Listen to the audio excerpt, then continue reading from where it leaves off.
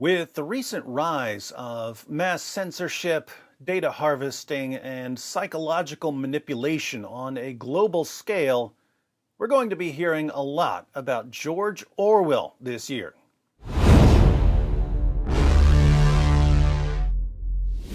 Big Brother, Thought Crime, Thought Police, Room 101, 2 plus 2 equals 5, George Orwell.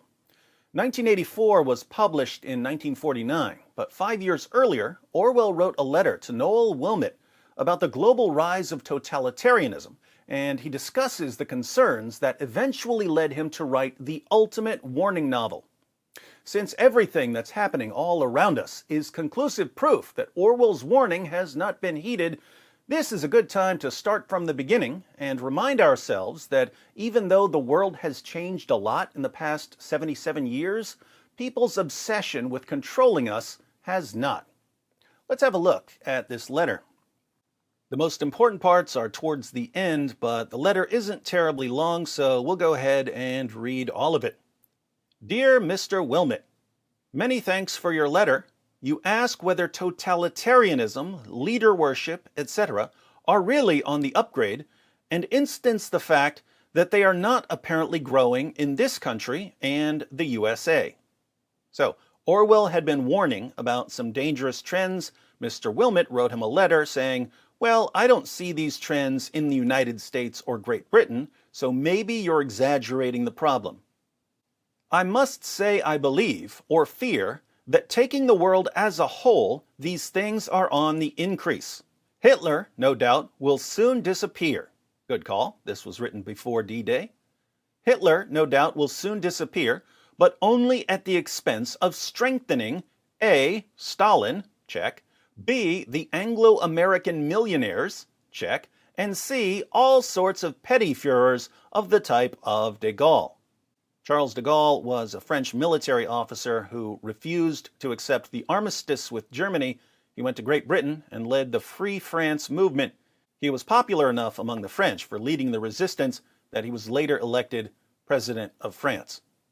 All the national movements everywhere, even those that originate in resistance to German domination, seem to take non-democratic forms to group themselves round some superhuman Führer, Hitler in Germany, Stalin in the Soviet Union, Salazar in Portugal, Franco in Spain, Gandhi in India, De Valera in Ireland are all varying examples, and to adopt the theory that the end justifies the means.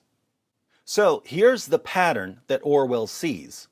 People come to fear some threat from some enemy, and they rally around some leader who's going to rescue them from the enemy. But they adopt an end justifies the means attitude. They'll let their leader get away with lying, manipulation, intimidation, mass censorship, mass surveillance, and even brutal violence, as long as the leader is standing against the enemy. The allegiance to some superhuman leader can take different forms. Stalin was obviously very different from Gandhi, but Orwell is focused on making a person the focus of one's loyalty. Everywhere, the world movement seems to be in the direction of centralized economies which can be made to work in an economic sense, but which are not democratically organized and which tend to establish a caste system. A centralized economy is an economy that's controlled by some central authority, usually the government, rather than by market forces. Orwell was a democratic socialist. He thought the economy should be controlled, but controlled by the people, not by leaders who are going to use their position for their own economic advantage. Animal Farm, the most epic smackdown of Soviet-style socialism ever, was published a year after Orwell wrote this letter. With this go the horrors of emotional nationalism and a tendency to disbelieve in the existence of objective truth because all the facts have to fit in with the words and prophecies of some infallible Führer. In other words, once people rally around some leader who's going to protect them from some enemy, they become so loyal to that leader that their decisions are made primarily based on loyalty rather than on facts or evidence. I would add that people who hate the leader can do the same thing. Their decisions can be made based on their anger against the leader rather than on facts or evidence. Consider two recent examples. Was the election stolen from Donald Trump? You can put the exact same evidence in front of someone who loves Trump and someone who hates Trump, and the person who loves Trump will say, yes, the election was clearly stolen from Donald Trump, while the person who hates Trump will say, no, Joe Biden won fair and square. Similarly, this has been popping up in a ton of videos over the past 2 days. Did Alexandria Ocasio-Cortez lie about or misrepresent the danger she was in during the Capitol Hill siege? Go look at how people are answering that question on Twitter. People who love AOC say that she didn't lie about or misrepresent anything. People who hate AOC say that she lied and should be removed from office. When people are looking at the exact same evidence and giving contradictory answers to questions, it becomes clear that truth and facts aren't the deciding factor. At least one side is making decisions based on something other than truth and facts. Now, if your blood pressure just skyrocketed as soon as I mentioned Trump or AOC, or if you're freaking out because I mentioned them without showering the one you like with praise or heaping abuse on the one you don't like, you're the sort of person Orwell is talking about. Truth takes a back seat to loyalty or rage. What happens when this trend continues? Already, history has, in a sense, ceased to exist, i.e., there is no such thing as a history of our own times which could be universally accepted, and the exact sciences are endangered as soon as military necessity ceases to keep people up to the mark. Hitler can say that the Jews started the war, and if he survives, that will become official history. He can't say that 2 and 2 are 5 because, for the purposes of, say, ballistics, they have to make 4. But if the sort of world that I am afraid of arrives, a world of 2 or 3 great superstates which are unable to conquer one another, 2 and 2 could become 5 if the Führer wished it. That, so far as I can see, is the direction in which we are actually moving, though, of course, the process is reversible. These parts about 3 great superstates that can't conquer one another and 2 plus 2 becoming 5 should sound familiar if you've read 1984. But notice this part about the sciences becoming endangered so long as they're not needed for something like waging war. Think about a topic like gender. Gender has a biological definition. It's ultimately a scientific concept. But what happens if a powerful enough group decides to completely redefine things?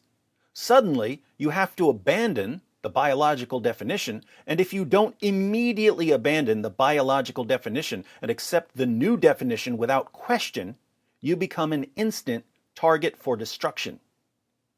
We're all being trained to say that 2 plus 2 equals 5 on command. 2 plus 2 could become 5 tomorrow. All we would need for that to happen is a popular trend on social media claiming that if you don't believe 2 plus 2 is 5, you're a racist. As to the comparative immunity of Britain and the USA, whatever the pacifists, etc., may say, we have not gone totalitarian yet, and this is a very hopeful symptom. I wonder what Orwell would think of big tech taking over the public square, engaging in mass censorship, and selling user data. I believe very deeply, as I explained in my book The Lion and the Unicorn, in the English people and in their capacity to centralize their economy without destroying freedom in doing so.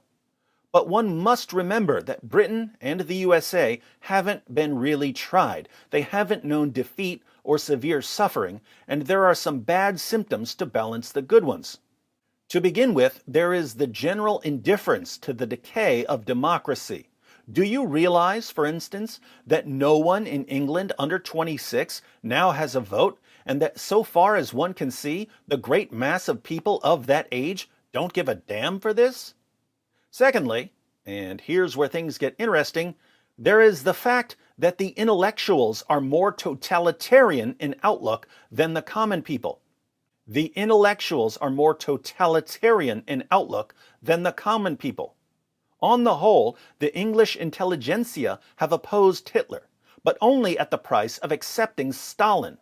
Most of them are perfectly ready for dictatorial methods, secret police, systematic falsification of history, etc., so long as they feel that it is on our side. Sound familiar? Are the politicians and journalists and educators and entertainers and tech CEOs of our time against totalitarianism?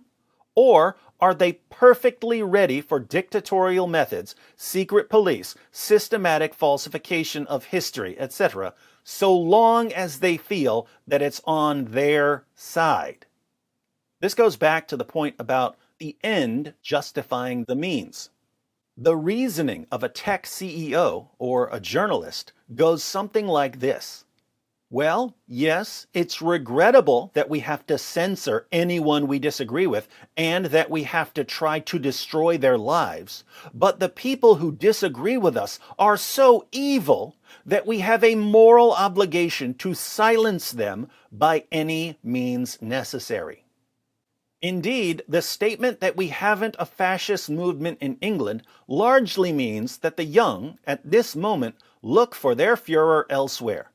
One can't be sure that that won't change, nor can one be sure that the common people won't think 10 years hence as the intellectuals do now. I hope they won't. I even trust they won't. But if so, it will be at the cost of a struggle. If one simply proclaims that all is for the best and doesn't point to the sinister symptoms, one is merely helping to bring totalitarianism nearer. And here we're starting to see why he wrote 1984. If you don't point to the symptoms, if you don't expose what's going on, you're helping to bring totalitarianism nearer.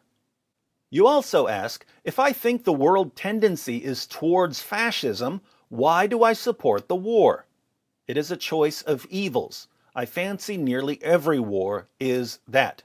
I know enough of British imperialism not to like it, but I would support it against Nazism or Japanese imperialism as the lesser evil. Similarly, I would support the USSR against Germany because I think the USSR cannot altogether escape its past and retains enough of the original ideas of the revolution to make it a more hopeful phenomenon than Nazi Germany. I think, and have thought ever since the war began in 1936 or thereabouts, that our cause is the better. But we have to keep on making it the better, which involves constant criticism. Yours sincerely, George Orwell. Our cause is better, but we have to keep making it better, and this involves constant criticism. We have to criticize dangerous trends in our own nations, in our own groups, among adherents of our own ideologies. Notice the obvious difference between, on the one hand, constant criticism for the sake of making your cause better, and, on the other hand, the sort of leader worship or ideology worship that conditions people to have an emotional outburst whenever the leader or the ideology is criticized in any way. Silencing critics clears the path to totalitarianism. And that's why the most dangerous leaders and ideologies don't just demand unquestioning obedience from their followers, but must also silence their opponents through censorship, intimidation, and violence. For more insights from George Orwell, be sure to watch my video, Orwell's Review of Hitler's Mein Kampf, A Lesson for Today. It'll help you help others resist the forces that are obsessed with controlling you and everyone around you.